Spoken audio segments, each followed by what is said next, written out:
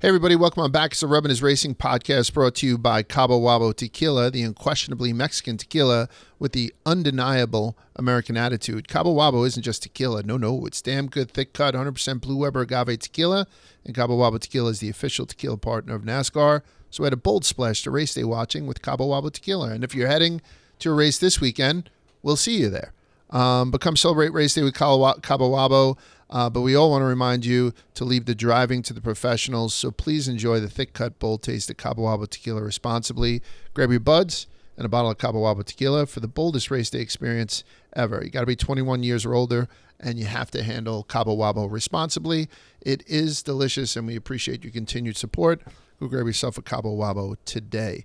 Hello, boys. How's everything going? We're taping on a Monday today, as opposed to Tuesday or Wednesday, because my travel schedule, and Quiggs is spending the week hunting with Tim Waltz, so he's not going to be here with us this week. Instead, we're going to have the lovely and vivacious Jessie Punch come in just a couple of minutes. She's going to sit down and spend some time with us. But otherwise, as always, I'm joined by my prestigious partner in the Midwest. His name is Spider. You may know him as Dan Diorio if you went to high school with him. Otherwise, it's Spider, and he's the guy. And Moonhead. Travis is down in North Carolina joining us too. Manoli is here, but he's the voice of God because he's fighting a little bit of the Greek flu, which comes from too much garlic and lamb, I believe. And that's it. Away we go. How you guys doing? How's everybody's week so far? Fantastic. Are we sure Quiggs... I guess I'm trying to say it's a good thing Quiggs is not hunting with Dick Cheney and he's hunting with Tim Walz instead. But no, honestly, it kind of leaving a little bit to be desired after this past weekend. We had a tough result there for me, at least. I had Christopher Bell, William Byron, and Martin Truex were the three guys on my card. It looked like they were going to finish 1, 2, 3 there for a minute, or three of the strongest cars there for a good portion of the race, and it just didn't go that way. So, I mean, I would have loved to hit another winner, but I don't know. It ain't over yet. My championship future is still somehow. I looked at the odds right now. Kyle Larson is plus 260 on DraftKings to win the championship, down from, I think, like 450 prior to this weekend. So, by that metric, I'm still optimistic, but I would have loved to see a win this weekend, especially because, I mean, Bell was dominant. Yeah. I locked in Joey at plus 1,100 to win the whole thing, and after he won in Nashville, and then it's down to plus 350. So, yeah, so he's come in a ton. Chase Elliott, I think, is way out at plus 280 now. Plus 2,800 to win the whole thing. So, yeah, things got shook up. I thought it was a great race. Again, I go right to Gluck's thing, and I had seen only 65% of people that thought it was a good race. I don't know what anyone's looking for anymore. One of the commenters right off the bat said, I thought the Reddick flip would add at least another 20%. That commenter was Moonhead. And somebody then commented, Moonhead, that's including the 20% from the flip, which, by the way, is just the stupidest comment to make back, right? Meaning it's a 45% good race that becomes 65% because of one crash. I don't know anymore. We'll break down the race, obviously, in a little bit, but I don't think I'm going to, I don't know. Maybe I'm just going to stop looking at Jeff Gluck's thing because it's tainting me to a degree. But like I had said, Jessie Punch coming on in a little bit. She's a friend of the show. We've had her on at least once before. See her all the time at a track. We'll talk to her. If you don't know what Jessie does, she does just about everything. And her dad is Dr. Jerry Punch, who Moonhead just reminded me once. Who did he say? Rusty Wallace. Yeah. Rusty Wallace. What was he, choking on something or something? No, he wrecked at Bristol. I don't remember the full. It was before I was born, but I know Rusty wrecked and flipped at Bristol, and somehow Jerry Punch saved his life. That's all I know. That's awesome. Another thing that kind of riled me up. And we're a little bit late on this, but I really don't care. Last week, a reporter from Yahoo named Nick Bromberg.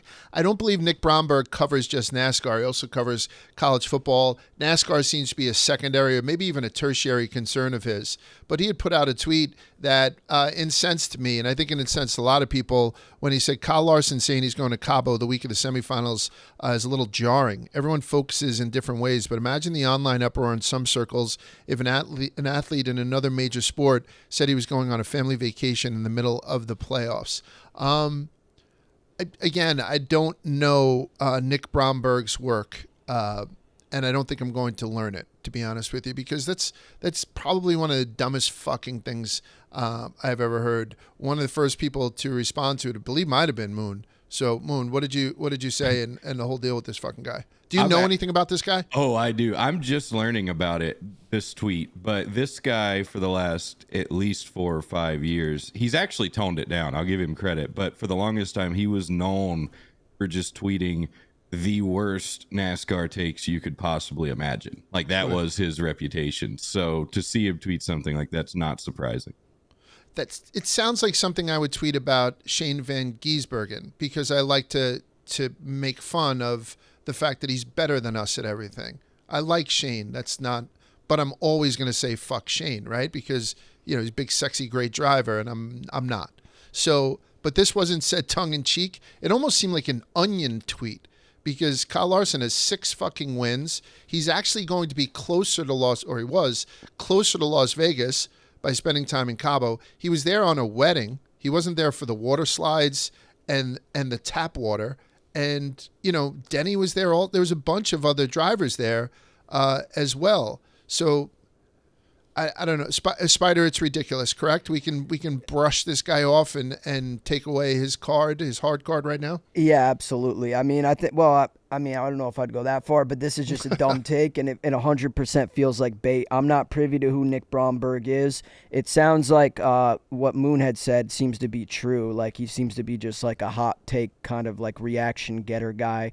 That's what this tweet reeks of, at least. And I think it's really dumb. I mean, this isn't a sport where, as much as I'm not discrediting the driver's like workflow, but you're on track 1 day a week. Kyle Larson has already proved that he is a cut above from the rest of the field, in my opinion, at least. So, like, if he wants to take some family time, that might honestly be more beneficial, to have a little outlet so he can, recharge, and then when he goes back to racing, he's 100% focused. I think for this guy to just assume that it's going to be detrimental to his playoff chances is kind of wildly,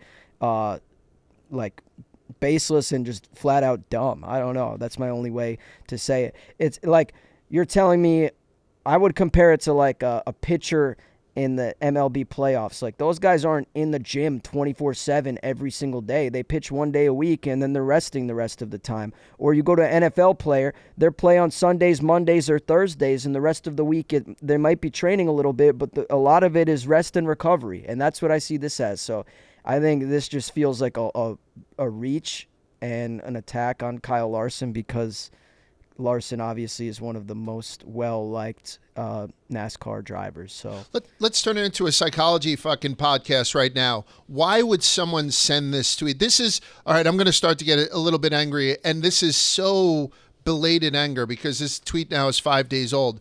Why the fuck would someone who covers NASCAR send this tweet about the crown prince of NASCAR, about a guy who is universally known as the best driver probably in the world, right? I mean, we have the Max Verstappen debates and all that kind of shit, but it's widely known that this guy, if he's not going to a wedding in Cabo, there's a good chance he races 5 times on dirt in between Cup Series races.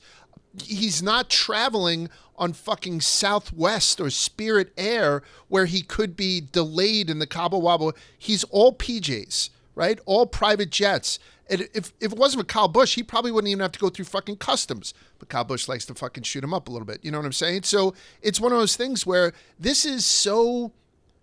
If he wanted a headline, and I say a lot of stuff just to grab headlines tongue in cheek, this just, I think it makes the guy out to be a fucking moron. So much so that Kyle Larson responded, every vacation I've taken this year, I think I've won the race leading into it, so I should start taking vacation every week. I shouldn't have to argue. I shouldn't have to prove a point. It's my life, and we perform at a high level, so whatever. And, that's the end of case. I just feel embarrassed for this fucking guy for sending out a tweet like this, and maybe have somebody read your fucking drafts before you hit send. Teresa Earnhardt is selling off 400 acres in Mooresville for a technical park, and a lot of people have their panties in a bunch about this. This doesn't have anything to do where the DEI offices are. From what I understand, they own a shit ton of land in and around there. The people who live in Mooresville have a problem because this technical park, I guess like some sort of industrial park that they're building, is going to be a traffic and construction nightmare for a while. I get that, but there are some people that are just plain old angry at Earnhardt's widow, which was his third wife, for selling off parts of his estate, his legacy, as opposed to just leaving it kind of go fallow. There was nothing going on this land before. I don't know why people are angry at this, and maybe because I just didn't spend enough time as a kid worshiping at the altar of Dale Earnhardt, and I can understand what an icon he was. But I also don't care if fucking Priscilla Presley takes a wrecking ball to Graceland. It doesn't fucking matter. It's hers to do whatever she wants. I don't know if that's true. I don't know if Priscilla Presley owns Graceland. But you know what I'm saying? It just seems like everybody has become this mewling quim, this whiny cunt. Is there something I'm not seeing, Moon or Spider, about what's going on with Teresa Earnhardt selling off this land? I just don't know enough about it. I'll defer to Moon. I mean, this just, to me, I go back to when NASCAR sold off some land for Auto Club, and I wasn't fond of that, but that was because we were losing something that we all loved. That was a great track that seemed to be good for these cars. So, I mean, it seemed like it was a match made in heaven. This, I don't really understand. Maybe it's because I'm not super aware of the history between Teresa and, the Earnhardt family, as well as or what this land was being used for or what it's going to be. I just don't know enough about it. But I am of a little bit of the opinion like you, Large. I don't understand the uproar because it's not like we're losing anything. In the case of Auto Club, we lost the track, so I don't understand it. Yeah, I think from what I read, it's like 2 miles or something from the shop. So I think a lot of people see the headline and think that they're going to tear down the shop. I will say she does have a really, really bad reputation, though, within NASCAR of just being greedy. And, I mean, she ran DEI into the ground. She's continuously done things to just be greedy with the name. She actually got into a lawsuit with Kerry, Dale's son, because Kerry was using his own last name in his company. Yeah. So I think that it's more people just see she's selling off, more of Dale's stuff, and people just aren't happy about that. If she didn't sell this off, is there maybe an argument that it would go back to somebody else in the family after she passes, which obviously we're not hoping happens anytime soon, and that it would just continue to be unused farmland? I don't believe that there's a bunch of stations to Dale throughout this property, like Stations of the Cross. This is where he rolled the stone back at Talladega. Like, there's nothing like that there. So it just seems to be a benign-ish headline that got people riled up. But like you said, I know with the numbers, right? Like having the trademarks on the numbers and whatnot, her name is always obviously involved in that too. So maybe it is just her wicked stepmother aura that she has about her that people are going to pick this apart. But at the end of the day, it's her land. She do whatever the fuck she wants with it. 19-year-old Taylor Gray will wield a 54 for Joe Gibbs in Xfinity next season, and 22-year-old Ty Gibbs will be the car owner. That's the type of thing that I think will get people incensed.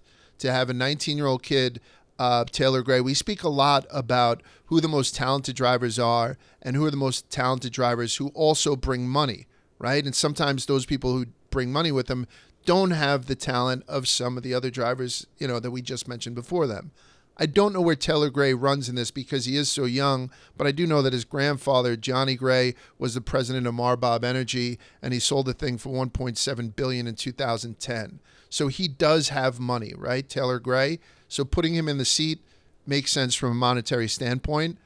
Ty Gibbs, here's a shocker, does have money, but it kind of, almost being gifted a car by grandpa, I think it's going to make this team have a huge target on their back. This seems like the Nepo car for a lot of NASCAR guys. Do you think this is going to come back to bite them in the ass? I think it's something that needs to be done because Ty's eventually going to take this shit over, right? Who else is going to do it? Unfortunately, Joe Gibbs does not have any living children. His 2 kids have passed away. Unfortunately, his 2 sons. He does have 8 grandkids with 2 intimately involved in NASCAR, Jackson being, part of the pit crew for Chris Bell, and obviously Ty Gibbs wheeling the 54 in the Cup Series. How do you guys feel about this? How do you feel about this new team of Taylor and Ty, the rich young guns? I think fuck the haters. I mean, Okay. this was inevitable that Ty was going to have a bigger role in JGR, especially, unfortunately, given the, history of his dad and uncle. So I think for that reason, Ty was the next guy in line by default. And granted, yeah, sure, he's young, but I think that's a testament to where the kind of person that Ty is. I think he's matured quickly. He hasn't, we've seen him go from kind of like a troublemaker on the track, we'll call it, in the Xfinity series sometimes, to now being very, respectable Cup driver that was competing for a spot in the playoffs there. So I don't know. I think it was inevitable. I like the move. I think NASCAR, the name of NASCAR is money, money, money. So I think, especially when you're a lasting name in the sport like Joe Gibbs, I don't have an issue with this. It's not like this was some kid that hit the lottery and decided, you know what, I'm going to go be a NASCAR driver. These are guys that have been in the sport making a name for themselves. Were they born on third base? Sure, maybe. But, I mean, that's no problem of the child. You know what I mean? Sometimes you're just born into the opportunity. And in a sport that's dominated by money, you can't really knock him. If anything, I have to compliment him because I think Ty at 22 being a car owner is interesting and fascinating. And instead of being the Nepo car, I'm personally going to be rooting for him. So that's where I sit, at least. You're going to buy merch. You're going to put more money in these rich kids' hands, Spider? How fucking dare you? I don't know if In I'll this buy economy? merch, but I will support the vision, especially in a name of, like, in a NASCAR world where everyone else just by default automatically hates Ty Gibbs. I feel like I'm out on an island when I wear a Ty Gibbs shirt or I'm supporting him. So, yeah, I'm going to remain of that way. Has And he I gotten think more that- likable? I mean, you said he's gotten more, what did you say? Mature. Mature, yeah. Has he gotten more like? I've never had an issue with Ty. He's been, and I tell you, like, he mailed me part of the corner panel because, his Yeah. bridge. His whole team has been just aces with us from day one. We've never had a reason. As a matter of fact, I really like the kid. I'll Yeah. go that far. I really, really like the kid personally and professionally. I think he's a very good driver too. So do you think he's become more likable to the others, to the crowd? The big I crowd? do, and I think I like you, Large, have liked him pretty much the whole time. The difference is it seems like he's a lot easier to defend now. Whereas, like, Xfinity Ty Gibbs, he would do some shit, and, like, if you were a Ty Gibbs fan, you would just have to kind of hear the music, or, like, it would be, a casualty, and that would be what it was. But now it's like he doesn't put his fans in a position where they have to be, like, egregiously, like, do mental gymnastics to defend him. He doesn't make egregious, crazy, bad moves. Not that he did that overly regularly, but it just seems like he's a cleaner, easily defendable driver now. And yeah, likable. I would say that. And I don't know, I'm speaking for myself again, but I think probably most of the NASCAR fans would agree. I think if you polled them, how would you feel about Ty Gibbs after a year? A lot of people would think they have a unfavorable opinion of him prior to him coming into the Cup Series. If you polled them now, I would say they either have a favorable opinion or no opinion, but I don't think people are like, I could be wrong. Sound off in the comments. I'm going to ask you a question, and I'm going to ask Moon the same question. When does he get on a hot seat, Ty? Every time someone mentions him coming up to Cup for the past 2 seasons, people had said he's going to get a win this season. We said his over-under at 1.5, I think. And a couple people, no, we said it 0.5, and everyone took the over. Everyone's on the impression that Ty Gibbs is going to get a win in the Cup Series, and he hasn't yet. When does that start to become a fucking monkey on his back a little bit? It took Chase 3 seasons, took Kyle Larson 3 seasons and change, right? Because we just seen Harrison Burton get his in the 3rd season, a race before Chase and Kyle Larson had. When do you think the footsteps start to get loud for Ty Gibbs not having a race win in the Cup Series? I think come like a third of the way through next season, the conversation will start being louder and louder. I also think, though, like I said, Ty's done a good job. He's ran well. He's had strong finishing positions. He just hasn't got the win. It's a tough sport to win in. So I understand that, but at the same time, I think inevitably NASCAR fans, Ty Gibbs haters, whoever, are going to only get louder and louder saying, when is win one coming? If we're a decent bit into next year and he still doesn't have it. So I don't know. Moon, what do you think of Ty Gibbs? You hate him? I used to. He's grown on me a lot. Like, honestly, this year has really kind of made me do a 180 on my Ty Gibbs view. I just feel like he's matured a lot. I'm with Spider. I think next year, maybe post Coke 600, if he still hasn't won or at least been close, that's when people will probably start asking the question. It's funny you mentioned the Coke 600 because in the name of this conversation, Large, I truly believe he would have won the Coke 600 this year if we weren't robbed of that race. I don't know. Maybe I'm just saying that because I had him in that race, but right.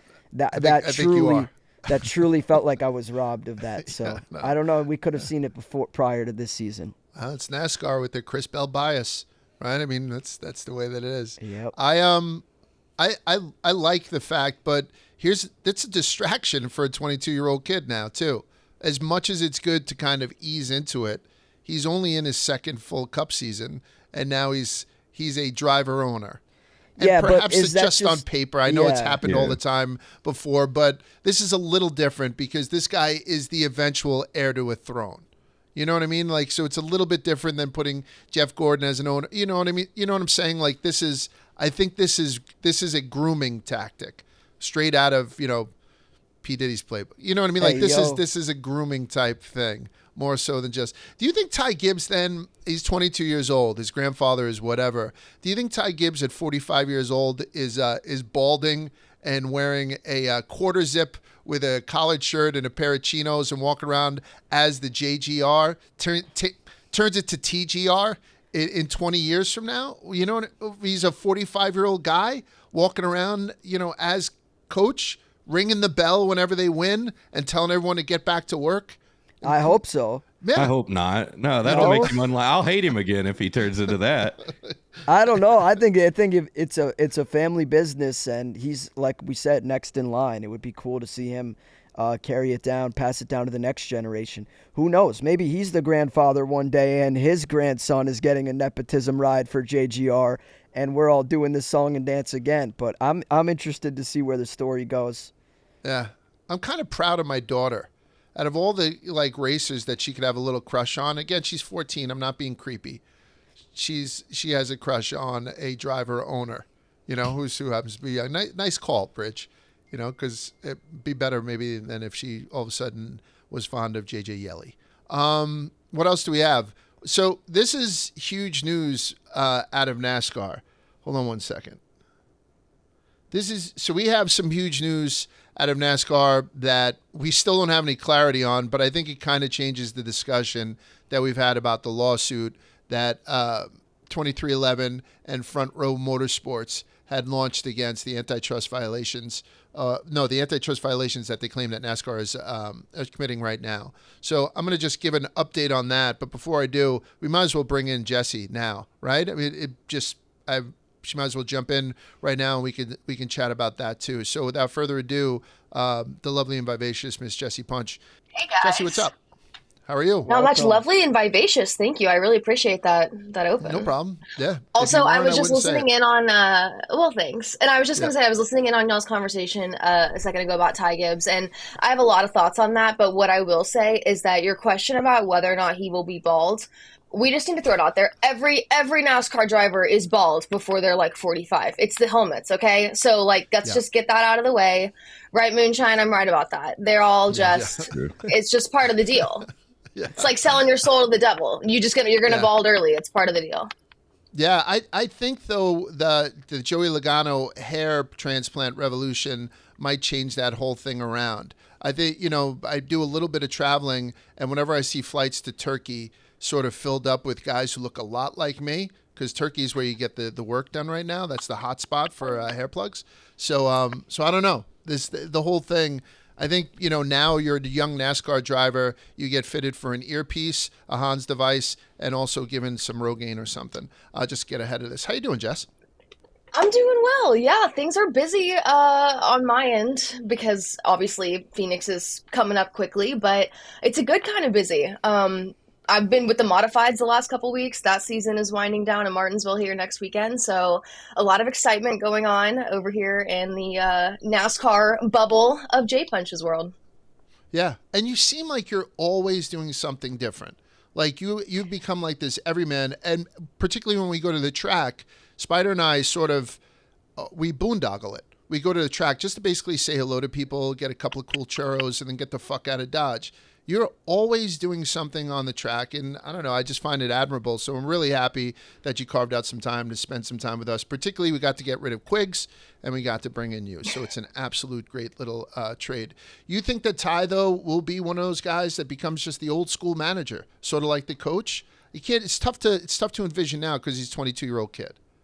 Here's what I'm going to say. All right, look at Jeff Gordon. Right? Mm-hmm. At Jeff Gordon at 22, even at 30, we were all like, no, this is Mr. Cool. He's got a mustache and he's Mr. California. He's been working over at Hendrick Motorsports for how many years now? And every year he starts to look more and more like Mr. H. Tell me I'm wrong. Next time you see him at the racetrack, I swear it's like his shirt's like buttoned a little higher and it's a little crisper and he's just like a little grayer. And it's no shade to Jeff at all. It's just like, it's inevitable. The same thing's going to happen with Ty. We think he looks real cool in his Jordans now, but he's going to be coached before we know it. And by the way, just the way that he had complained about where did RCR get all this new speed the other day. Nobody really busted his balls about that, even though it seemed like an Xfinity Ty, comment to make. I'm glad you got your first win. I was going for my 13th. When he throws those digs out there and people call him a spoiled brat. But then it was almost like he was reading the tea leaves before anybody else did and before we got the news of all the espionage spy game going on with car setups between JGR and possibly RCR. Nothing has been confirmed just yet. Well, I think a little bit of that, too, is what you were saying earlier about taking on this responsibility as an owner now, in addition to being a driver. Like, he's trying to carve out a place for himself in this community that's even more respected than just being, a young, he's not a rookie anymore, but a younger driver in the field. And he's invested in ways now when it comes to being successful that an owner is invested. So with him kind of like poking his head in there with the RCR stuff, I think to your point, it could come off a little like old Ty Gibbs-ish. But I think if you look at it from a different light, he's really just trying to put himself in there now as an owner and be invested in that capacity of what's going on every weekend. Yeah, and when we say old Ty Gibbs-ish, it's when he was 19. You know what I mean? It's right. Sort of just a goofy little kid. But yeah, I guess everything has changed, though, now that he's an owner, so he cannot get caught with a dead hooker or something like that. Not that anyone really can get away with that anymore. Good old days, right? So NASCAR had commented that it says they're preparing on a 2025 season with just 32 chartered entries instead of 36 as it continues the antitrust lawsuit with 2311 in front row. They declared this week that the lawsuit against them is meritless. So when we spoke about this, collectively, we didn't have a ton to say because we were waiting for more information to come out, and we're going to continue to wait. This is going to be a 2-year long process. But I was curious to see how NASCAR would come back, and NASCAR is not going softly into the night on this. They do not want to open their books. They said we got a little. So they said they're seeking all documents regarding 7 topics from 6 NASCAR executives, including the president, CEO, and COO, for a period spanning nearly 9 years, as well as contracts with speedways during the same time frame, and that the teams want that information produced in only 5 business days. That's what Front Row and 2311 was demanding from NASCAR, which is a lot of information. They're asking them to open up their books. But NASCAR is saying that these teams speaking this expedited discovery shows their true aim, which NASCAR says is to use the antitrust discovery process as a weapon.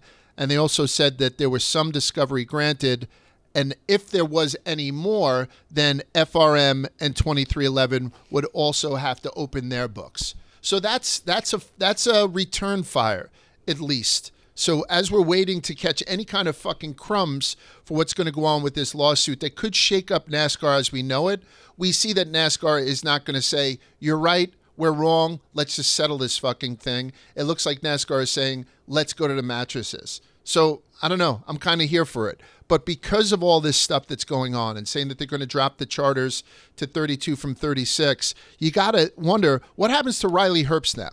Like Riley Herbst, his family kind of chipped in to buy a charter with 2311. Where is that kid now? Where is Martin Truex, who wanted to, race in the Daytona 500 next year with 2311? What happens if Tyler Reddick wins the championship this year and the two owners who are suing NASCAR, Denny and Michael Jordan, have to get up on stage with somebody from the France family? Because now it seems like it's a true fight. It's not just a one-sided lawsuit, and we'll see what's going to happen. Seems like we got a fight on our hands. So what do you guys think? Does anyone have any idea what could happen with Riley? What can happen with Martin? Because I don't think Martin wants to be part of this bullshit. And what would happen if Tyler Reddick won it all this fucking year? How sweet would that be? Anybody? Spider? Yeah, I think it would be crazy because I think they already said that Steve Phelps would give Denny Hamlin the trophy. He would happily present him the trophy should he win the championship. I think the same would go for Tyler Reddick. It's just interesting to me because I said last week I thought this was going to get kind of squashed. And as you say, Large, it kind of seems like it's only getting amplified. Even people are going as far as to pick sides. And I say that because there was a headline that went kind of viral in the NASCAR space this week about Dale Earnhardt Jr. on Actions on his show, on Dale Jr. Download, saying he did not like how NASCAR had been characterized, or Jim France has been kind of characterized in some of the comments that he's read. I hate to see it. It's unfortunate. Obviously, he's on both sides. Sometimes he's critical, but I thought it was very interesting to hear him kind of come out, at least in that quote, be a little bit on the defensive for NASCAR. So I'm really interested to see what happens here. And I think for Riley Herbst and Martin Truex, who has aspirations to run in the Daytona 500, it's just kind of like a wait-and-see thing. And I don't know what's going to happen here because obviously Riley wants to go cup racing next year, and it sounds like this could be a multi-year discussion. So I really don't know what's going to happen. I think I'll throw it to Jessie for her take. So, Jessie, what do you got? Did Riley Herbst purchase a charter that doesn't exist? Look, what I was going to say is as a full-time NASCAR employee, I do have to put my hand up in this one, and I'm going to sit back, let you guys take this one. I don't have anything to say on this topic, so I'll be a listener on this one. Yeah. But I appreciate the questions. Yeah. Moonhead, so what do you think about NASCAR paying Jessie to try and pass on questions in order for them to look better on this podcast? It's sort of like Elon Musk paying for votes. Or remember when Donald Trump gave that guy 7 McNuggets instead of 6, and now the fucking guy is going to vote for him? It's sort of those tactics that NASCAR is pulling off right now. Marge, I hope y'all are hiring. No, absolutely not. So, Spider, you had just given your answer, right, from it. I'll be like, Jessie, I'm going to refrain from asking you any questions about this just because I know there's a sensitivity with your employer. So I'm going to skip you if you don't mind and go straight to Moonhead. Moonhead, what do you think? Do we have a fight on our hands now? Are you a little bit more, on the fence as opposed to being one side or another now that you know that, these two guys are going to duke it out? I mean, honestly, I kind of, even though we've gotten a response, I feel the same as I felt last week, where I'm literally not smart enough to understand half of the stuff that they're arguing about. But I mean, obviously, NASCAR feels strongly. I was kind of with Spider. I thought that NASCAR would kind of want to get this over with and not let it distract from stuff, but it looks like they're ready to go toe-to-toe with them. So obviously they feel strongly about something, feel that they have a case. Denny and Michael Jordan and obviously the front row people feel the same way. And then you got people like Junior who are kind of coming to NASCAR's defense, which I don't know if he really feels that way or if that was more of a political move on his part since he's an owner in the sport and maybe you don't want to, outright attack somebody when you're not directly involved in the battle. So I don't know. I hate to take the easy way out, but I don't want to sound like an idiot because this is a lot of people who are way smarter than me fighting over stuff I don't understand every bit of. So what do you think Martin will do next year? Because we know he's not about any of that bullshit. Like, it seems like one of the reasons he's leaving a cup seat is because he's just kind of had enough. He wants to go fishing, but he does want to race in the Daytona 500. Use like an old number with his old crew. Like it would have been very cool from a nostalgia standpoint. Then he also had a horse in the race with trying to get his brother maybe a full-time seat in Xfinity. That seat may have gone away. What do you think Martin does? Does he say, listen, I don't want to be any fucking part of this because nothing's going to be resolved by the time we get to the Daytona 500, or at least I don't think so. So, this puts Truex, one of my favorite guys in the world, in a difficult situation. But just guessing, do you think you see Martin Truex riding in the Daytona 500 with 2311 next year? Yeah, I do, because I think it was going to be an open car regardless. So I don't think, unless the team maybe has new concerns, if they don't have charters for every team, maybe they don't do it. But I don't see it changing with Truex. Okay. Let's get to the race. Let's talk about Sunday's race. Before that, we're going to tell you this recap is brought to you by Cars.com. Want to find a trustworthy dealer? Dealership reviews from shoppers like you. Cars.com offers the latest research, shopping tools, and dealership reviews to help every shopper find the perfect car. You can shop by monthly payment or filter by features to find the cars that fit your budget and needs. I will tell you, I hate buying cars. So I casually went on to Cars.com just to check out what they had when they came on to Barstool as one of the potential advertisers, and this is idiot-proof, and it's extremely effective. So if you want to take the pain out of things, which is all I'm looking to do right now at this later year in my life, then you go to Cars.com, and it's going to take the pain out of buying a car. Here's our call to action. Visit Cars.com and start exploring your next possibility today. All right, let's talk about what happened this weekend. No trucks. Xfinity, A.J. Allmendinger punches his ticket with his first win of the season and his 18th of his career on Matt Kollick's birthday, by the way. What a nice little thing for AJ. Got out and wished this guy a happy birthday. He came into the race 7th out of 8 points, and now he's on to the Final Four. Congratulations to AJ Allmendinger. But more importantly, let's get to Cup and Sun. Did you guys like the race? Did anyone watch the race on Saturday? It was great. It was a great race. Xfinity continues to put together a hell of a product. Jesse, what did you think of the race on Saturday? Yeah, I think you're right. Xfinity continues to be exciting, and especially at this time in the year because these guys know how much is on the line, not only in regards to getting a championship and advancing in the playoffs, but with this series, they're all fighting for rides and next opportunities and everything in their career. So definitely excited to see AJ punch that ticket because having those extra weeks to be able to focus ahead on Phoenix, you cannot underestimate how big that value is. So I definitely, although I wouldn't think of Phoenix as necessarily a AJ Allmendinger track or even a Kollick racing track at that, I think that having those extra couple weeks is going to make him even more of something to be reckoned with here in the championship race. So, and of course, love his personality. So just excited to see him be one of the factors in Phoenix. Would you agree with something I said last week, and Moonhead took a little bit before he came to my side of the fence, that this past weekend's race was the second most important race of the season? Because guys like Joey Logano and guys like AJ Allmendinger now are basically kings of the world for the next 3 weeks. And we're at that point now where it's not easy. It's very easy to go from 16 to 12. It wasn't that easy to go from 12 to 8, and I think it's damn near impossible to go from 8 to 4. So just having that and being able to not even, show up for all intents and purposes, go to Cabo, and, for the next 2 weeks and just sim Phoenix. Do you agree that that's probably the second most important race of the year behind Phoenix, which is going to give you the championship? Oh, yeah, I definitely agree. When you look at the playoffs, the margin for error is so small in the playoffs.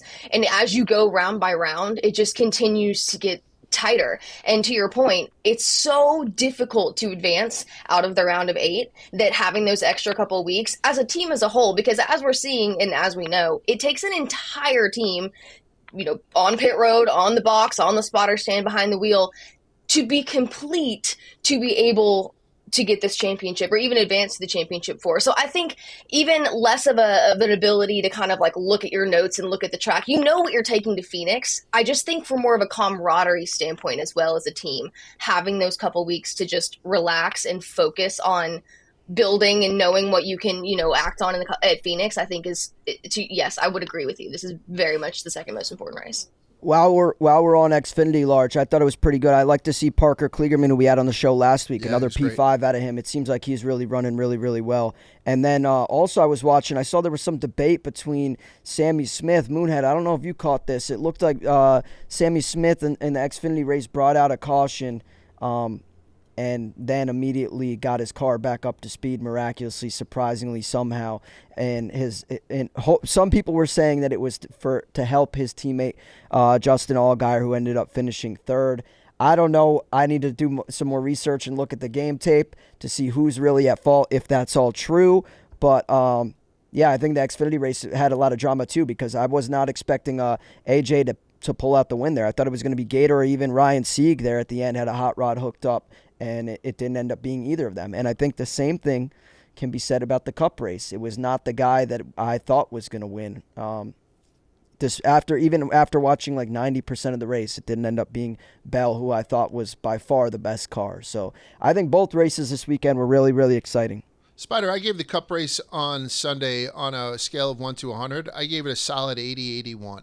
I really enjoyed everything about it. I enjoyed the way that NBC had covered it. Like when Chris Bell was so far out in front, watching Ty Gibbs try to block Kyle Larson for 24th. I had a lot of fun watching this race. I can't understand why it's a consensus 65 on Jeff Gluck's poll. What did you give it out of 100? I'm going to ask you two guys right after Spider. I would probably, you said what, 80-81? 81? Yeah, I would probably take the over on that large. I would probably say like, not too much over. I would say like 82 to 86 range. I'm looking at it from the perspective of the whole race throughout. I thought was pretty good. There were wrecks early on. You had, playoff driver, playoff implications getting in drama and getting involved in stuff.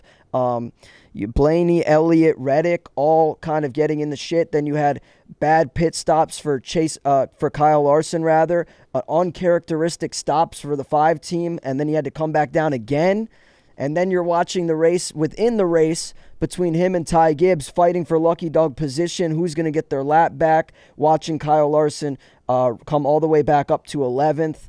And then you also had the pit strategy. You had Bell, who, again, as I said, was the most dominant car, trying to cycle through lap traffic with that strategy he had to get back up to Suarez and Logano. And then you had Logano and Suarez. Should I save? Should I go? When do I get on the gas? The whole race throughout, there was something to watch for, and I think that was pretty much all you can ask for out of a playoff race at this point in the season. It very much fulfilled me. I was entertained throughout watching that race, and I'm curious to hear how the rest of the panel feels, but I was thrilled. Moonhead, I don't mean to be rude, but ladies first. Jessie, what would you give it on a scale of 1 to 100? I would probably agree with you guys right around there, somewhere 80, 81. I agree with you, Spider. So much excitement. And when you look at this race kind of from bird's eye view, it's a fuel mileage race. So there's oftentimes a lot of room for this race not to be quite as exciting as what we saw on Sunday. And although it was at, the fault of there being a few mistakes on certain teams and drivers' parts, it's like you said, this is the playoffs, and that's, we're at a make it or break it time. And to be able to start this round with so many tough days for guys like Ryan Blaney or, like you mentioned, Larson, even a Hamlin this weekend, it sets up so many storylines for us as viewers going into these next 2 weeks that I loved it. I thought it was great. Moon, where are you on this? Yeah, I mean, yesterday 43? I was very, very mad after the race, but after sleeping on it, I would probably be around 75 to 80. Because it was objectively an exciting race from start to finish. And it definitely, going back to the Jeff Gluck poll, like I've seen a lot of 60 or 65% races, and that was none of them. I don't know. I guess a lot of Logano haters came out for the poll because I don't know where they're coming from with that. I got a couple takes on that, Moon, and I'm glad you mentioned that. All the people hating Logano for getting where he's at or hating on the playoff structure, in my opinion, should not be feeling bad for Alex Bowman. They should not be defending him. Their beef should be with Bowman, not Logano. If Bowman had not gotten DQ'd, if he had a clean car, was not trying to get an advantage or whatever happened with the 48 team, we would not have to worry about Joey Logano. Now we've got 2 Hendrick cars, the 24 and the 5, not into the championship 4, still worrying. You got Joey Logano still live in the playoffs, stealing a win last week at Las Vegas. Like, he is a very real threat, and this all could have been avoided, in my opinion, if the 48 just ran like the other 3 Hendrick cars. And I know right now the public consensus, the court of public opinion is, oh, we feel so bad for the 48. I'm going out on the island on my own. The 48 caused this. Now we got to worry about Joey Logano, who's 3-1 to win the damn championship. Yeah, even you. Yeah. I think that it's a good race for people who hate successful people. Like the same way that I hate, SVG. If you hate Chase Elliott, you had to be happy with this race. If you spend your life, which it seems like a lot of NASCAR fans spend their lives blowing out other people's candles to make their own burn brighter. That's pretty fucking deep. So if you are the type of person who doesn't like when people are successful, seeing Tyler Reddick on his fucking back probably should have brought out a little bit of Schadenfreude. You know what I mean? Seeing Ryan Blaney. Yeah. Christopher Bell almost in tears in his post-race interview. Yeah. That makes you hurt. Yeah, I'm with you. Yeah, especially as a guy that had Bell, Byron, and Martin Truex. That was my card this past week. So I had all three of those guys for late in the race there. They were running 1, 2, 3. I was feeling really good. And then to see it go completely, a completely unique result we didn't really expect with Logano, I think that's a testament to what we've seen this season. And for better or worse, I think it's been exciting. Let's talk about the setup to the race. It was a beautiful day in Vegas. Remember when I had all those high winds in Vegas? There was nothing wrong. This was a honey of a day to start off with. Then they do that sizzle reel for, Las Vegas Speedway. And Rey Mysterio is the guy who's doing the voiceover for it. And I wanted to run through a fucking brick wall. To see all of a sudden, a luchador. And obviously it's Rey Mysterio Jr., the dad I used to watch a lot when I was, because I'm so fucking old. Everything was clicking. They brought some woman from the Navy out to sing the national anthem. Terrible job. But, still, it was kind of cool, for the pomp and circumstance. Bell is on the pole, chose the sixth pit stall as opposed to the first one because there was, an empty pit stall in front of him, easy to get out. And he didn't have as much success from the first pits. There was all these little things that were going on. They were making this thing, I don't know, I was very, very excited about it. And, Chris Bell led over 150 laps. That's a dominant type thing. But like I said, NBC covered it very well. There was 13 lead changes among 10 drivers. It's a pretty good race.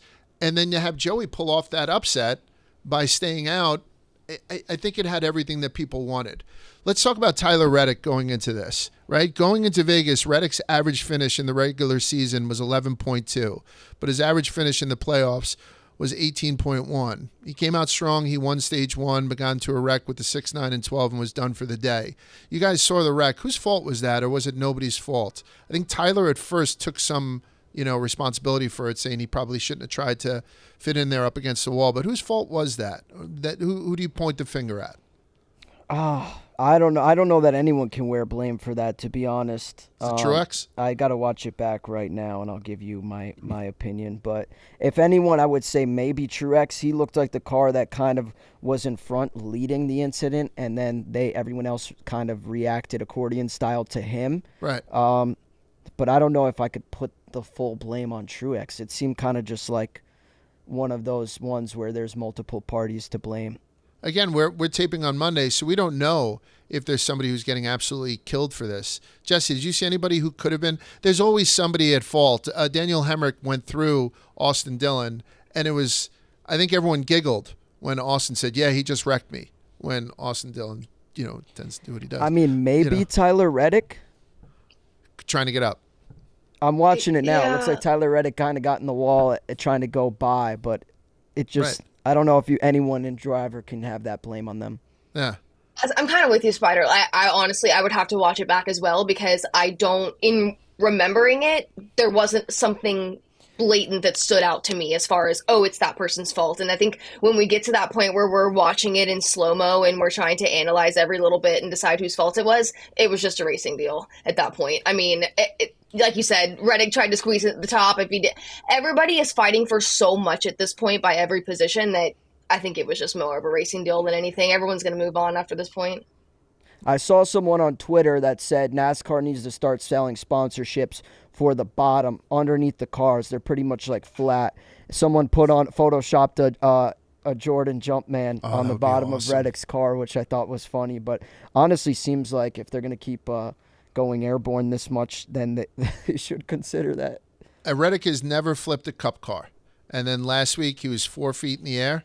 Remember? On turn 7. And then this week he wound up on his hood. So that streak is broken. Again, there was a lot of shit to watch, but Joey Logano comes away with it. It's 3rd win of the year, his 4th at Vegas, and he clocks his ticket to the championship 4. Both of his championships, this is a big one that's going around this week, both of his championships came after winning the first round of 8. So it's a big, I don't know, portending.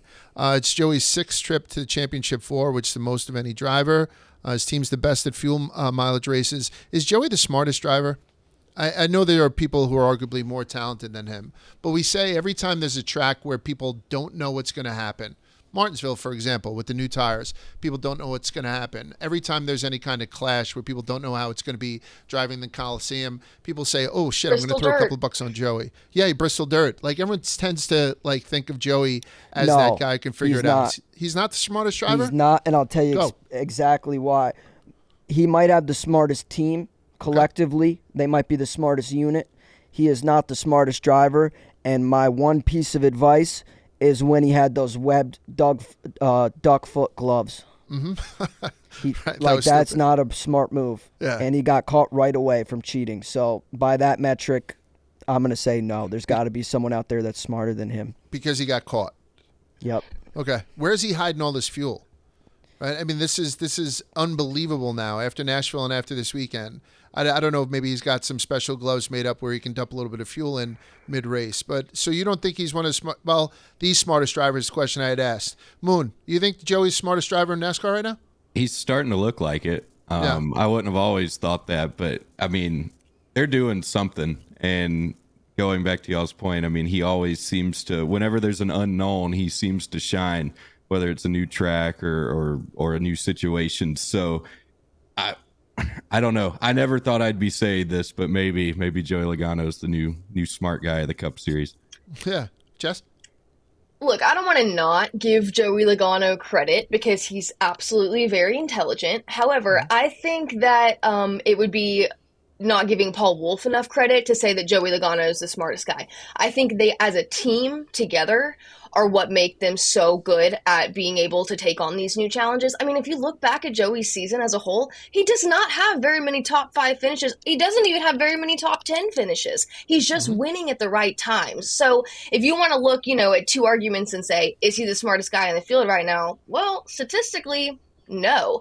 But him and Paul Wolfe as a team, their ability to take risks, take gambles. I mean, they took a gamble this weekend at Las Vegas, and it pays off for them. So I think as a team, yes, they're very, very smart and very good at embracing new challenges.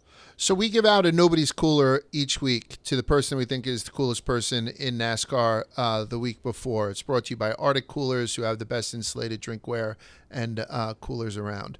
Go to arcticoutdoors.com. This week I'm going to give it to Paul Wolfe then, right? Because I think when you take a chance like this on fuel preservation and it works out, everyone kind of gets credit. Oh, the pit crew did such a great job. Joey is a wheelman, and Paul coming up with that is great. But if it goes wrong, it almost just goes on the shoulders of one person. So this guy who Joey then called Big Balls Paul, which I love, Paul Wolfe, his crew chief, says afterwards, for people who have a problem with this win, because I guess people were, challenging the validity of the win, it says the trophy doesn't say who was the fastest car. It says who won, and we won, and we're going to Phoenix. I think that's one of the simplest ways to tell people to shut the fuck up. So all the way around, because of his, his idea and his fuel saving, whatever, because of his genius, I think there's nobody cooler this week than Joey Logano's crew chief, Paul Wolfe. What about the rest of the field? What about, are you guys concerned now? So we have only 4 of the 8 playoff drivers finish in the top 10. Yeah, Joey, Bell's P2, Byron P4, and Denny P8. But Larson with some issues still finishes 11th. Blaney 32nd, Elliott 33rd, and Reddick 35th. Who's must win now? I mean, it's very, very easy just to say Chase Elliott, but you think like the rest of the guys down low, because we only have 2 races left. Anything can happen at either of those racetracks. How do you feel that the field is shaping up now going forward after Las Vegas? Spider, if you had to pick the Final 4 now, we picked Final 4s, Jesse, last week. Only one person in the group had chose Joey to go to Final 4. That's me. but I also Yeah. have Chase and Tyler Reddick. So no one's going to have a perfect bracket with the exception of maybe me. And that's only, I think, if Chase Elliott wins in the next 2 weeks. So, Spider, how do you feel about that field going into Miami? Well, I the whole week after we made that pick, I spent thinking like I should have taken Joey Logano. The stats say Joey Logano is going to make the championship 4 even year. He's done it every other year. I wanted to switch Denny for Joey, but the reality of it is neither of those guys have really been running as good as they should be, in my opinion.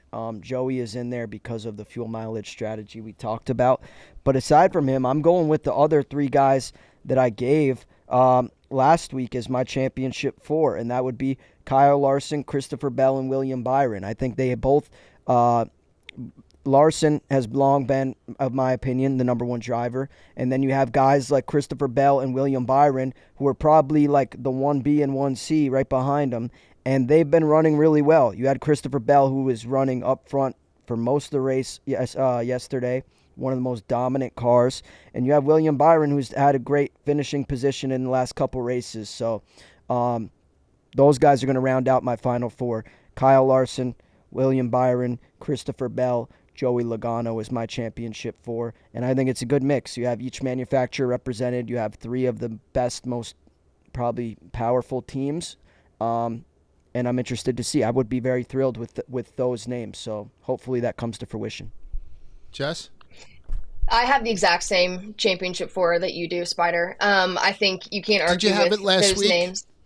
Jess, did you have the same it's funny, championship 4 last week? Don't quote me because I'd have to go back and look at where I put Hamlin, because I may have misspoken about this on another one of my shows, and I don't want someone to come for me and tell me that I was wrong. But No, you can lie on this show too. We're totally cool with you lying cool. if you want. Yeah. Oh, perfect. Well, then, yeah, absolutely. This was my strong championship 4 picks that I had as of last week. Never doubted them for a second. But no, I have to agree with you. The thing is, like, you look at Homestead though this weekend, and there's a giant question mark on it because of the fact that we only really race there one time a year. So I think there's obviously always going to be a lot of, just for lack of a better word, unknowns when it comes into that race. But statistically, I mean, so many of these playoff guys have wins there. Denny's got a win there.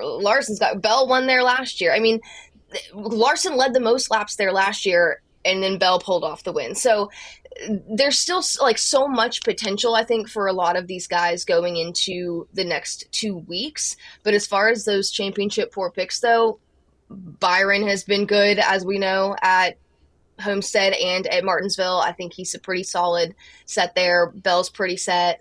And Larson's Larson. So I'm with you, Spider. I think we got a good solid look at there. But Ryan Blaney's also Ryan Blaney, right? Chase Elliott can win at Miami, can win at Tyler Reddick can easily win. Like, if we can have 2 playoff drivers win the next 2 weeks, and then only one guy gets in on points. I just, as a betting man, I'd be willing to go against that Final 4 even at this point, just because I think there's another fly to be thrown in the ointment. And Joey was already a pretty big fly, being a 7 or 8 seed who's now already locked into the Final 4. You know what I mean? Question for you, Large. How confident, though, are you in a Chase Elliott? I mean, I know he's been showing a lot of consistency, obviously, but we're at a point where you've got to push here. Like, consistency doesn't win you championships. Consistency gets you to here, and now you've got to make something happen. Do you still feel like he can do that? I don't know if he can win a championship, but I think that Chase Elliott can win a race in the next 2 weeks, right? And that's the whole deal. Like, without any kind of consistency, he has 1 win this season. I think Chase Elliott can easily pull off a win at either one of these tracks. So that's all that I really need. Or we just need somebody else or I need Ryan Blaney to win at one of these tracks and clock his thing. Or I need Tyler Reddick to win at one of these tracks. Like, I'm not necessarily going to die on any one of those 3 hills, but I think that all 3 of those hills collectively can throw a real fucking wrench in what is the most sensible Final 4 now that Joey's in. Like, I think Joey was that X factor 4th car. It could be chalky for the rest of that field, that championship 4 field. But I don't know. I think that there's going to be a little bit of chaos thrown in. Moon, if you had to like bet the house on it, if you had to bet a kidney, Moonhead's kidney. I don't know how much that would go for. It's probably not worth it. Yeah. It's probably not worth anything now. Exactly. But no, what do you think? Do you think that Final 4 remains that sensible Final 4 right now? Yeah, I mean, I don't know. Logano, it kind of, I'm Spider has woke me up. If Alex Bowman wasn't a cheater, I think I'd still have a perfect Final Four. So, yeah, I don't know. It's tough to say. It's not going well for me in the predictions realm of motorsports here lately. So who knows anymore? Jimmy Johnson finished 28th. It's the first race that he's done in a while that he's actually finished, and he said he'll drive again in 2025. Why? Why is Jimmy Johnson still driving? It just doesn't seem. Does that have the juice that Legacy thinks it has to have this guy, this legend, come out, spend some time in the booth where he does pretty well, but then go out onto the racetrack? I know expectations shouldn't be that high for Jimmy in this car, but it's still Jimmy Johnson, and he's still not getting anywhere near the top 20. Why the fuck is he still doing this? Can someone explain to me why? Is this at any point maybe starting to tarnish a legacy? Jesse, you seem like you want to say something. I hear you out. Okay, I hear you out. I want to come to. I'm fiercely defensive of Jimmy, so like, I want to come to his defense here and try to explain, and I could be totally wrong. However, the way I see it is, and it actually goes back to a little bit of what y'all were chatting about with Ty Gibbs and him taking on an ownership position.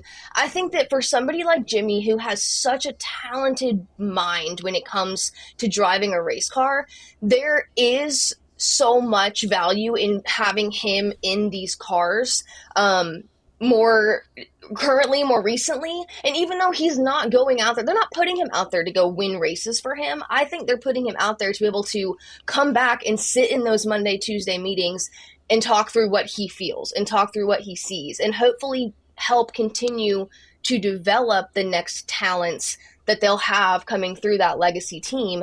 And like I was saying, in the same way as somebody like Ty Gibbs, I think that there's merit for him to take on this team ownership young, because there's so much to say about somebody who's running a car, or owning a car, and also driving a car against them. The amount of knowledge that comes with that is huge. So that's where I see Jimmy's place. Now, to your question about tarnishing a legacy, that's a very good question. I think that's going to, go fan to fan. But I do know that Jimmy's not out there to win races. He's not driving a car that well. This is a guy who is on everyone's Rushmore. Right? You know what I mean? Like Michael Jordan would not, he'd come back and play for the Bobcat, but he wouldn't if he wasn't hitting jump shots. Jimmy's not hitting jump shots anymore. And I do understand from the development end, but even then, if they get some hotshot driver, to come in and he's trying, the guy only has to do better than 28th to be better than Jimmy Johnson right now. It's tough though. It's like, and you have to wonder how much of, you just have to wonder how much is smoke and mirrors, right? But I do remember talking to Alex Bowman at Dover this year, and Jimmy was running at Dover, and Alex talked a lot about how Dover is a place that has just always fought him. They just have never got along, but being able to work with Jimmy and kind of learn and understand from him at a place where Jimmy has been so successful, he feels like that has actually really helped him a lot, not only in understanding how to take on the racetrack, but just in a confidence standpoint of kind of getting past this, beef or whatever that he has with this place. So again, how much of that is smoke and mirrors? Who really knows? But I do believe that there's something to say in that, and Jimmy's still bringing a lot to the drivers around him. I do worry about the legacy, though, a little bit. Yeah. I think maybe some of it large could be sponsorship. How much of these potential sponsors that are coming to Legacy are saying, hey, we want Jimmy, or, hey, we'll do business with you if Jimmy's back on the track. I don't know. There could be something like that happening behind the scenes. But either way, I'm personally always pro Jimmy Johnson Racing for as long as he wants to run. Even if he's going to run a couple laps down, if he's at the track, I think that's a dub for the fans.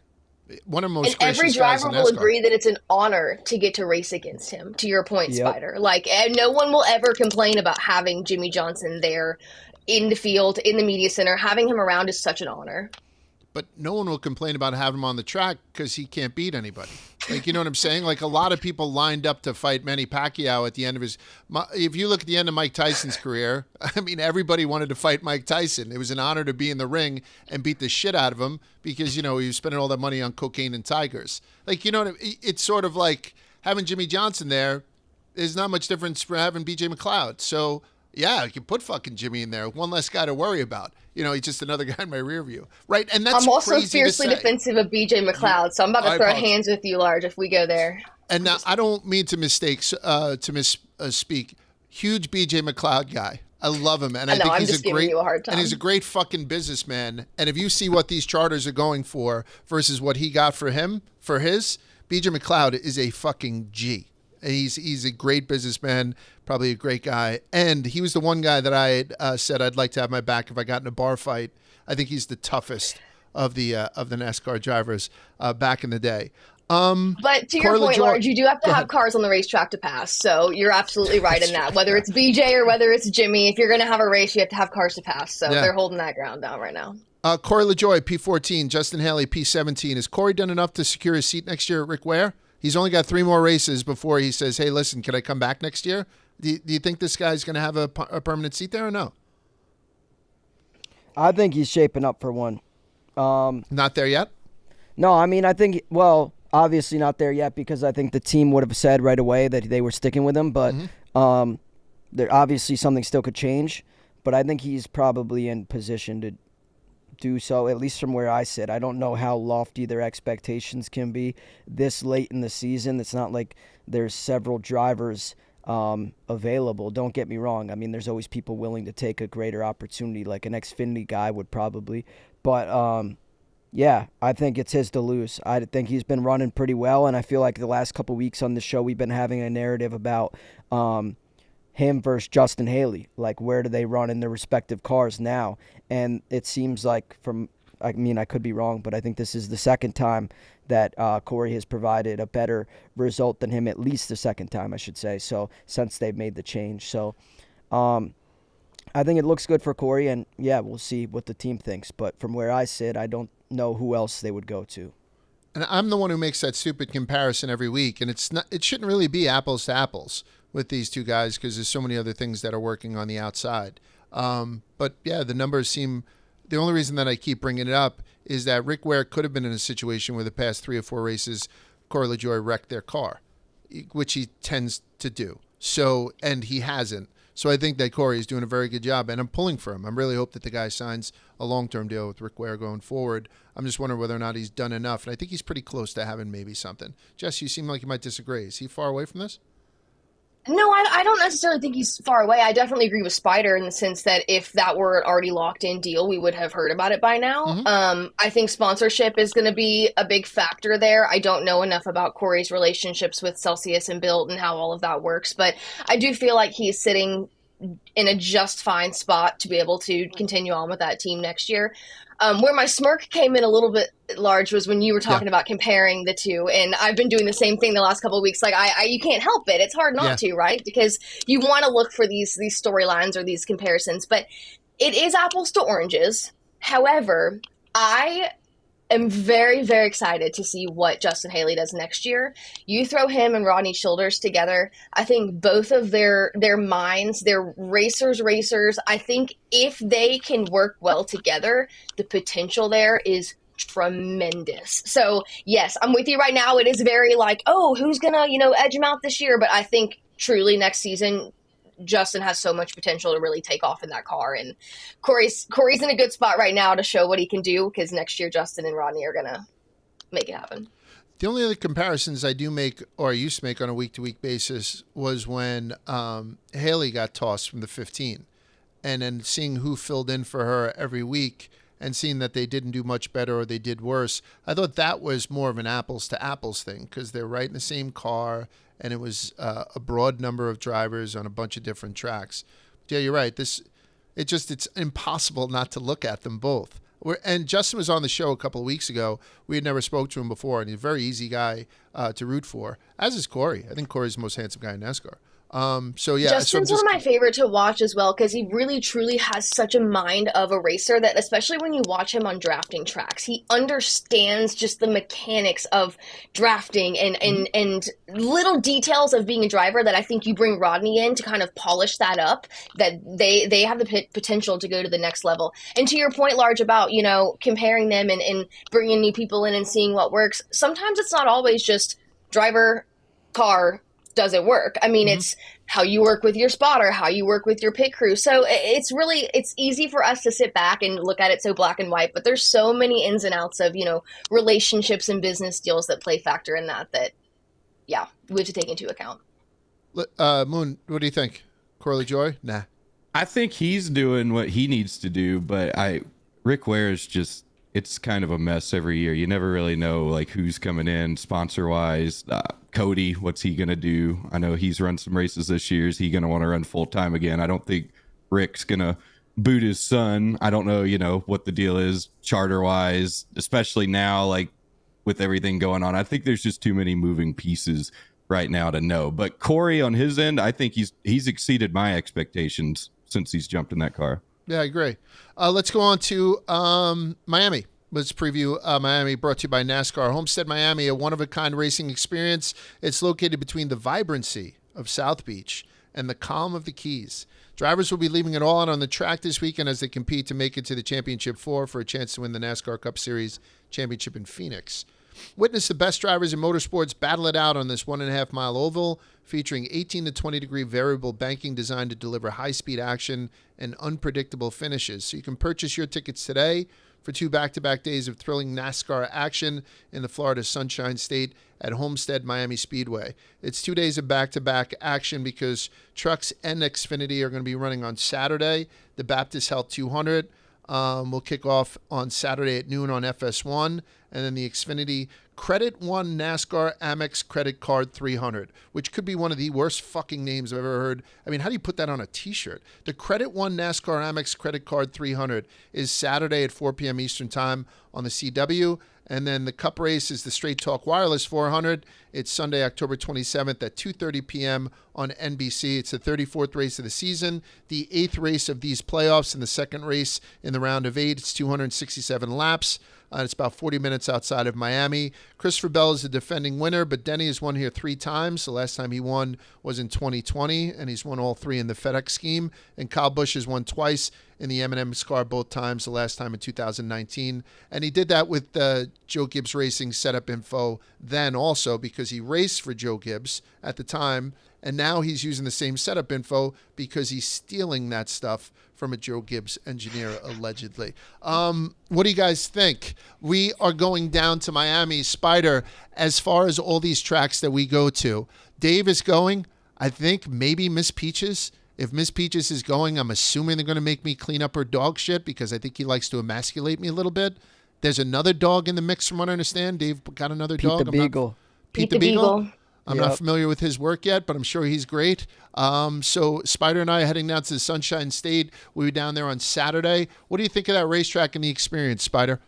I think it's going to be awesome. We're going to have a great weekend. I'm glad Dave is joining us there to see firsthand playoff NASCAR. And I think it's going to be a great race as well. It's another, obviously, deep in the playoffs, big, tense circumstances where we're at right now in the season. So I'm really excited for it. And we've been there before, Large. We had a great time the first time we went there. Miami's always fun, and I'm looking forward to it. In terms, are you asking me from a betting perspective? Because I'm prepared to give you my pick if that's what you want. No, hold off on the picks for 2 seconds. I'm just saying weekend-wise, I was unpleasantly surprised with how far the track is from Miami. It is. When the first year that we went down there, because we had gotten overserved. I'm still angry at that bartender. We had gotten overserved, and we had to stop like 2 or 3 times to take leaks on the way home because it took like an hour and a half to get back to our hotel. So if people are going there for the first time and they're staying at the fucking Fontainebleau or whatever, you're not a hop skip. It's a little bit of a ways out, but it's a very fun track to be at. You're going to see like that since what time does this thing start? 2:30. So this will run into about sundown. So you're going to get that situation where off at turn 4, you're going to have that low-lying Miami sun.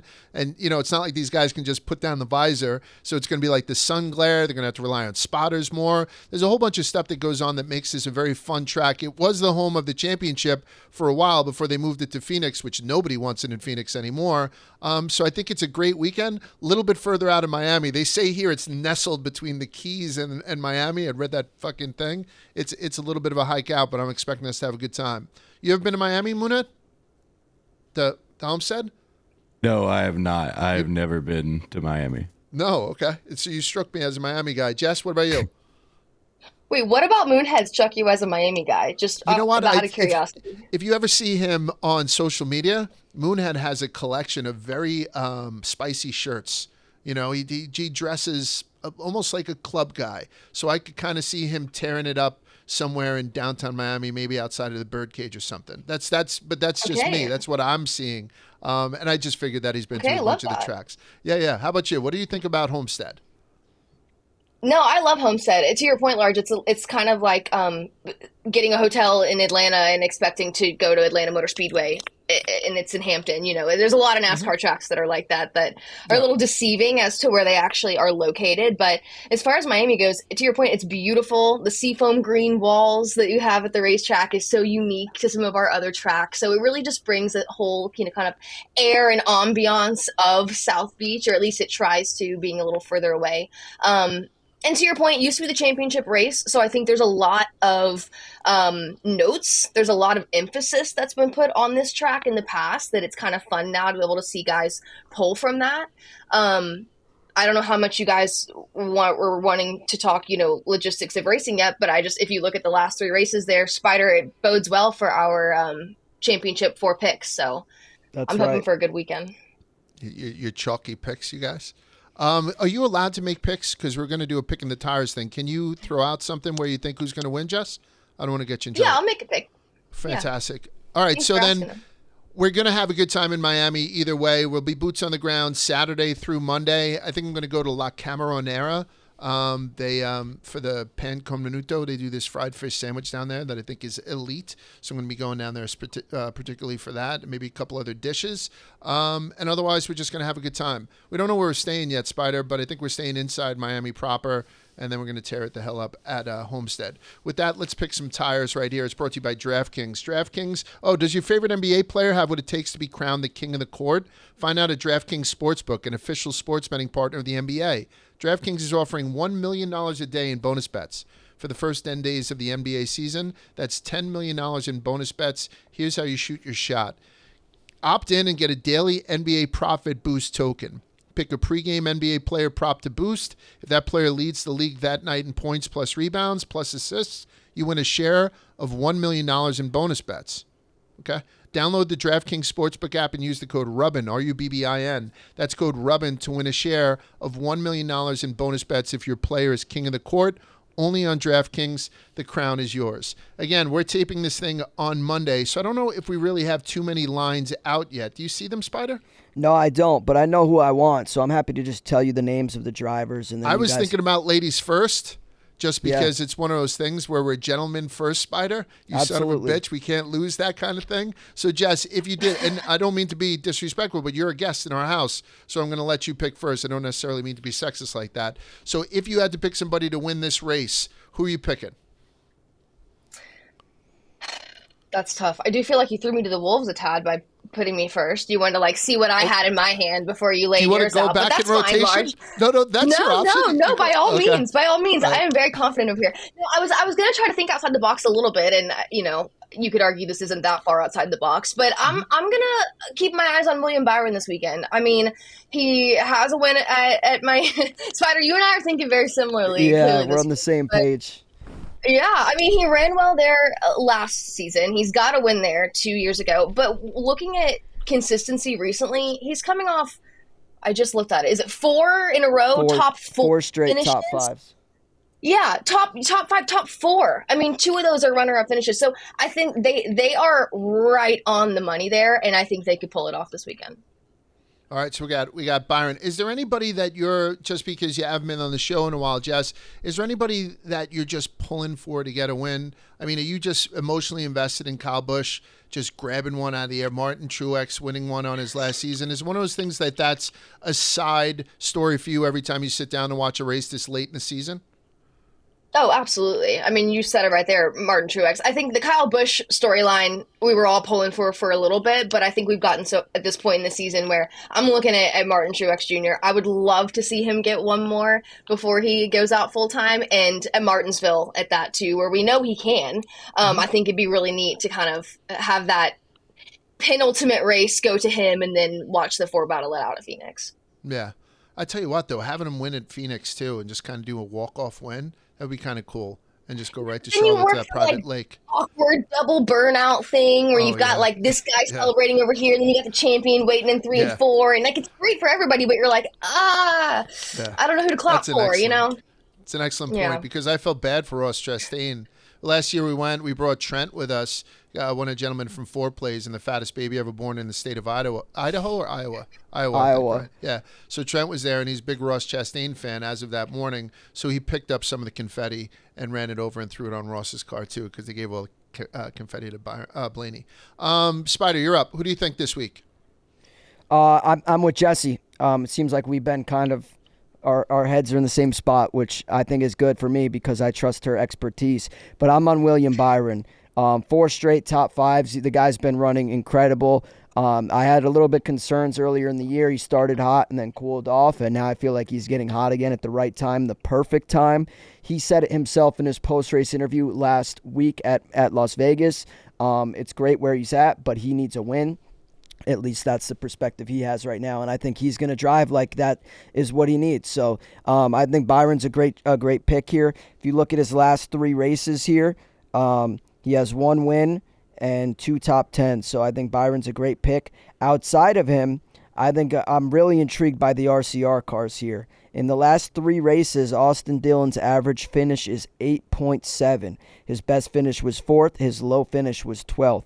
Kyle Busch's average finish, 12.3, with his best finish being 9th and his low finish being 18th. I like Austin Dillon for a top 10 this week based on the recent stats, and I also think we could see some chaos. Everyone's always focused on playoff drivers, when even last week it looked like Truex was a threat there for a second, and there could be some other drivers. Suarez was up front. You know, you had other cars that were involved that people kind of wrote off. And given the RCR new data information they have came into, if it's truly them, I expect them to be hooked up. And I think Kyle Busch or Austin Dillon could be in a great spot for a top 10 if either of those guys are plus money when the odds come out on DraftKings later this week. I expect to be adding at least one, maybe both of those to my card. But Byron is going to be my number 1 pick. Byron and RCR. Moon, there's a lot of chalky picks still left on the board. Who do you like this weekend? I like Reddick Reddick only. He does great under pressure. I feel like we saw it at the Roval. He flipped and tried driving back to the pits. I think if they'd let him keep going, he'd have kept going on Sunday. And it's Homestead. He's obviously not bad there. So I'm only picking Reddick. And I think this is going to be the one that turns it around for me. Yeah, because it wasn't his fault that he wound up on his hood. Or maybe it was. Who knows? But yeah, I think Reddick's a good pick also. There are no bad picks, right? Well, and who's better at ripping the fence at Homestead than Reddick, right? I remember watching him do that in the Xfinity Series. I'm excited to see him do it again. You know who might be better than Reddick at ripping the fence at Homestead is Kyle Larson. So I'm going to go the chalky pick, and I'll just take Kyle Larson because it's guaranteed money for me. So that's it. That's it for Rubbin' His Race. And it was an absolute pleasure having Jessie Punch come on. I would say I'm going to write a letter to see if we can get Quiggs out of here for the rest of the fucking time. Jessie, thank you so much. Is there anything that you need to promote? Because we'd be glad to let you promote whatever the hell you want right here. Awesome. Well, first of all, thanks for having me. I love hanging out with you guys. You guys can keep up with me on Instagram at its_JPunch and check out my YouTube channel and podcast. It's called Rolling with the Punches. We got a little bit of everything for y'all on YouTube, so go give us a subscribe. I don't know. Smash that subscribe button, whatever the kids say. Rolling with the Punches on YouTube, like and subscribe, and that's it. Spider, do we have to say anything else? Wait, what is it? Did I say it wrong? No, Jessie? I just said you said it better than me. Like and subscribe. Yeah. You clearly do this professionally. Yeah, I'm pretty hip. Spider, anything we need to talk about before we get out of here? No, that's all. Just stay tuned for keep your eyes open if you're going to the race at Miami this weekend. We'll see you guys down there. And Large, myself, Dave, who knows, maybe Miss Peaches, maybe Pete the Beagle, we'll see. But we'll see you at the track, and who knows, maybe some more iRacing stuff coming up shortly thereafter. I say this every week or every time before we go to a track. If somebody sends me a DM, we saw you at the track, it's going to come over, didn't want to bother you, come over and bother us. I absolutely love it, unless we're with Dave. No, honestly, if we're with Dave, definitely come over and be like, we love your podcast. Yeah. Thank you so much for what you do. Right. Yeah. Thank you for letting me borrow your Lambo type energy. Yeah. That kind of wingman would be appreciated if you guys are in attendance at Miami this weekend. Say what you want about Dave, but he is extremely gracious too. With he's always, I don't know, he's always that guy. And so yeah, please come over and say hello. Moonhead, you got any moon car racing this week?